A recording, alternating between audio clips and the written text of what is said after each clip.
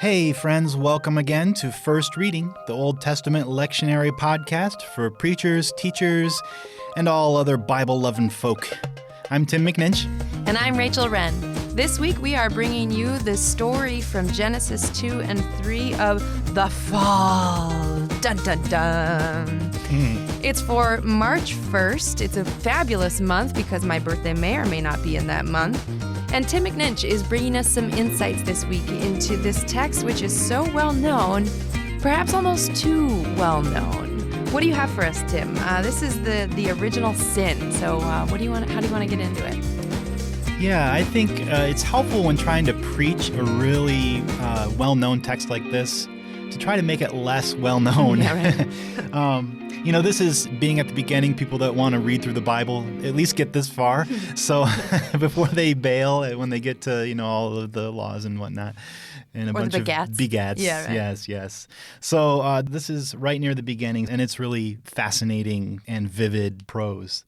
Here's where I would say, just to jump right into a preaching tip, would be to try to take this familiar text and make it a little less familiar to people. You could say something like, this is a text that's often talked about as the explanation for where sin comes from.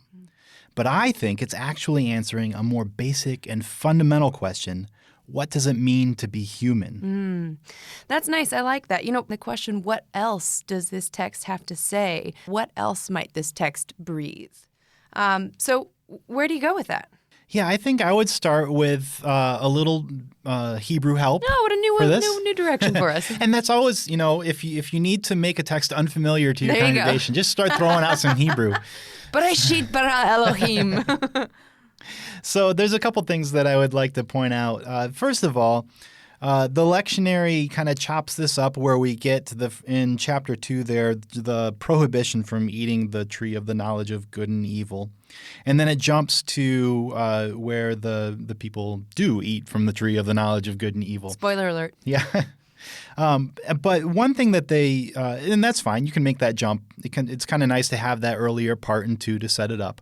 But I wouldn't cut out the last verse of chapter 2, verse 25, where it says that the two of them, the man and the woman, were naked, and they felt no shame. And that's important because their nakedness becomes a theme that comes up in chapter 3 once, again, spoiler alert, once they eat from the tree, all of a sudden they realize that they're naked. So that sets that up really well. So I would include at least verse 25 there. That absolutely gives you the extra plus that your confirmation students will be totally interested right away. Right.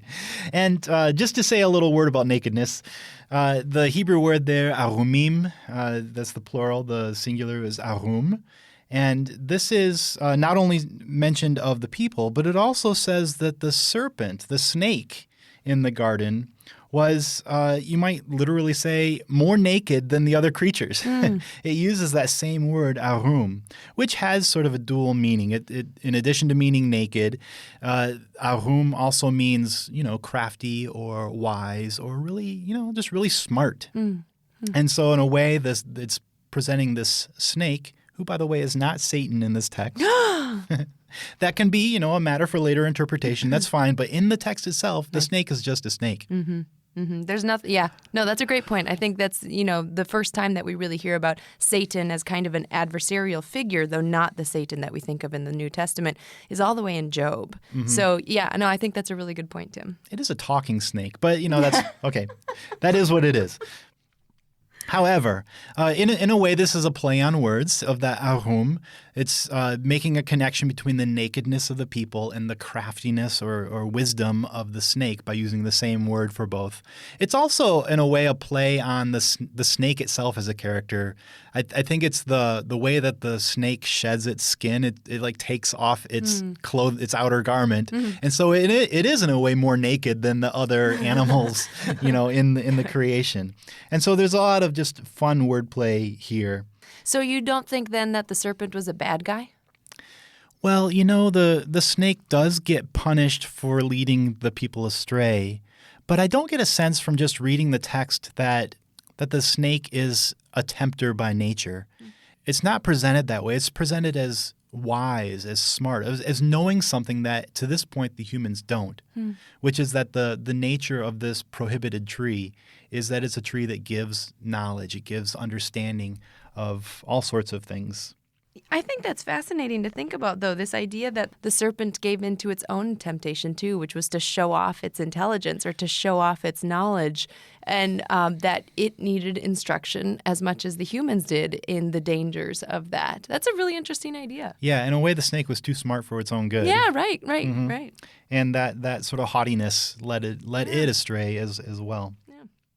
So how about the tree? What do you want to say about that tree? What kind of tree was it? Was it oak? It was a palm tree, wasn't it? No, it was good and bad tree. Oh, good and bad tree. Good and bad fruit. That's my favorite. Yeah, so etz hadat tov vara. Da'at there in Hebrew means knowledge. And that's an important word, though, because it's not just sort of head knowledge. You might have already heard this, that, when the man da'at knows his wife, babies come. So this is not just knowing about somebody or knowing about things, but this is an experiential, intimate kind of knowledge. Mm-hmm.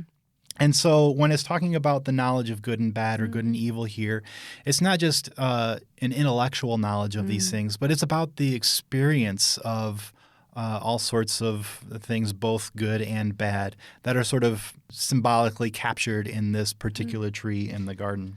Boy, that makes this story. I'm having a lot of fun today, because that makes this story even more sad to think about. Not only the knowledge of good and evil, but the tree of the experience of good and evil. I just think of, as a parent, I had a moment with both my kids where they started to get just out of the infant stage, and I felt really sad thinking about how they were going to be hurt, in any way, skinny knee or struggles with friends. And there's that moment where you do want to protect them from experiencing that good and evil. And that's really neat, Tim. Right. And so there's kind of, this is a story of the coming of age of humanity from this sort of innocence and ignorance into a knowledge of all sorts of experience. And in fact, just to give a, hoity-toity technical term here, this good and bad, tov vara, could be seen as what we call a merism. You want to spell that? merism. Mm-hmm. And basically that's just giving two opposites in order to encapsulate everything in between. Nice. So talking about the knowledge of or experience of good and evil or good and bad is basically a way of talking about the knowledge of everything on the spectrum, all the way from good to bad. And so in a way, this is a tree of omniscience. It's a tree that has the character of God, who knows everything, good and bad. And so in that sense, what the snake says about the tree was right on, that when they eat of this fruit, they'll be like God. They'll know from good to bad. Know and experience. And then, and I just want to hover over one thing you just said, which was that God is omniscient, which means God knows all good and evil, which, if we continue with that idea, means God experiences all of it. And wow, that's kind of a heavy moment in the sermon, too, if you're thinking of God wanting to protect humanity from that. Yeah, God knows what's at stake here. Yeah, intimately. All right, I'm really loving sitting with that image of God, but you started out by claiming that this text is actually talking about what it means to be human. So how do you get there from where we are now? In a way, I'm looking at the type of passage that this is, the type of literature. So in a way, this is a lot like a kind of mythological folktale. There are certain elements here that fit with folkloric types of stories. There's the ways that humans and gods interact in those types of stories. Often there are talking animals in old folk tales. The human characters themselves are kind of generic. Here we have Adam, the earthling from the earth, Adam from the Adumah. And Eve is just... She's called Isha. She's Isha, for out of Ish she was taken, just like Adam is Adam, for out of Adamah he was taken. Right. And so in a way, they're both just sort of, they stand in for all of humanity. And the other feature here, which is worth pointing out, is that there are all sorts of little, what we call etiologies, little explanations of the origins of modern phenomena. And one of those would have to be something about this idea of how humans came to have this intimacy, this knowledge, this experience, right? That's right. I mean, the modern experience of humanity is that we have this sort of moral sense of the world, this conscience in a way, and even just a consciousness that distinguishes us from what we can tell about other creatures. We seem to be different. And so in a way, this is a story that tries to answer the question, how do we get to be more like God in that sense than we are like other creatures? Okay, this is interesting because in Genesis 1, it talks about us being made in the image of God. So there's almost an elevation that happens here. Would you say there's a demotion going on here or a tension with Genesis 1? It's definitely a different perspective.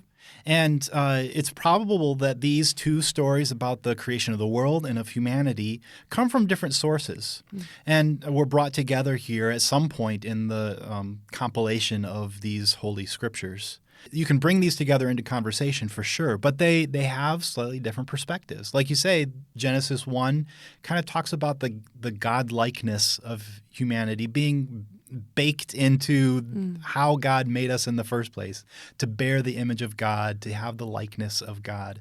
Whereas in this story, it's coming at it from a slightly different angle. The part of our God-likeness that's being emphasized here is our sense of a moral universe and of having to make choices, ambiguous choices within an ambiguous world. And from the perspective of this story, this isn't something that was sort of baked into how God made us. It's actually an attribute of God, God's knowledge, God's experiential knowledge of all things good and bad that we took for ourselves. It wasn't given to us. We took it against God's command. So there's almost an inherent discontent baked into humanity in this story then.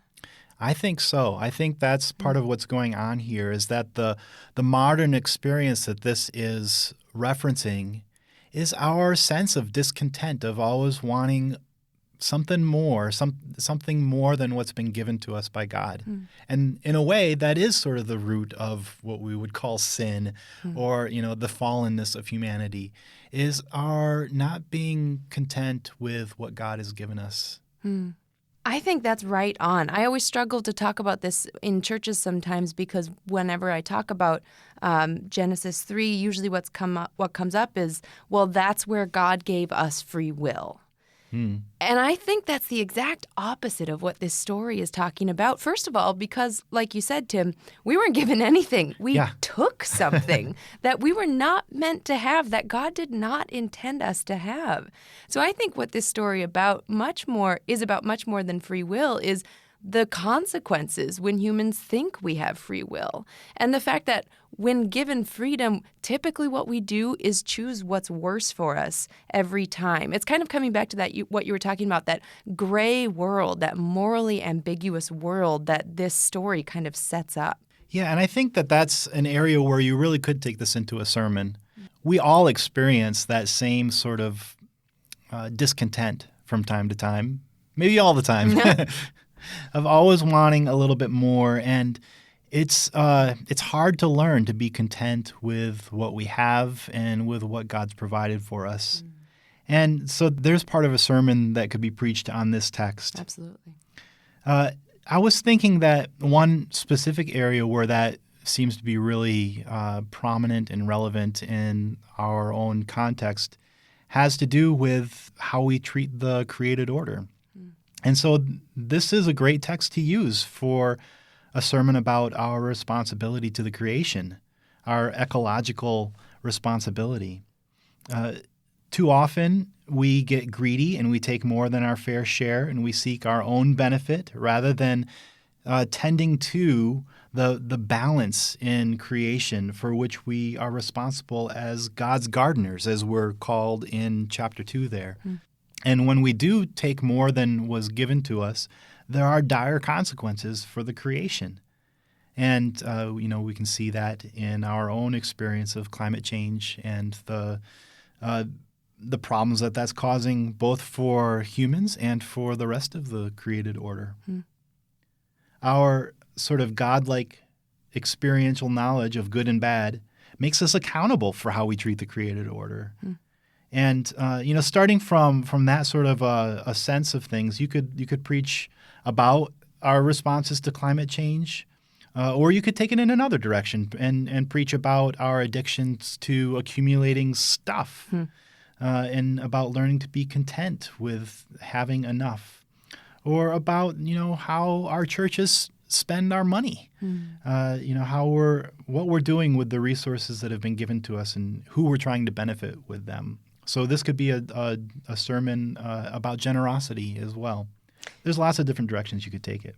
I think that's really good. I think any of the, I really had fun listening to you kind of walk through this text. I think any of the directions that you brought up would be great sermons, especially because this is such a well-known text.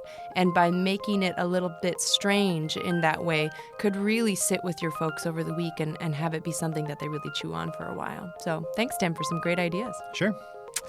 If you liked what you heard, head on over to firstreadingpodcast.com. We've got more there. We've got past episodes. We've got links to special guests. And you can also find, I don't know what else I was going to say, love and happiness.